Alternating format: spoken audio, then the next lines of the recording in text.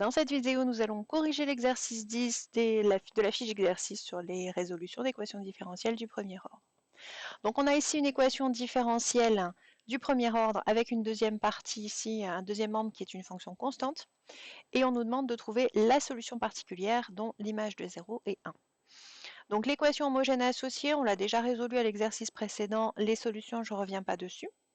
On va chercher la solution particulière de E. Ici, aucune indication n'était donnée, mais puisque le second membre, c'est une fonction constante, on va partir du principe qu'on cherche une solution particulière constante sous la forme yp de t égale c, c étant un réel à déterminer.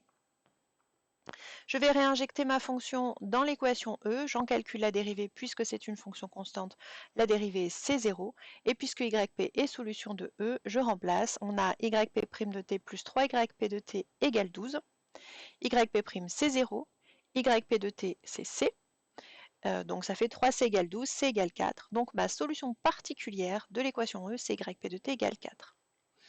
Les solutions générales de l'équation E, c'est donc la somme des solutions de l'équation homogène plus la solution particulière de l'équation E, ce qui me donne y de t égale k exponentielle de moins 3t plus 4.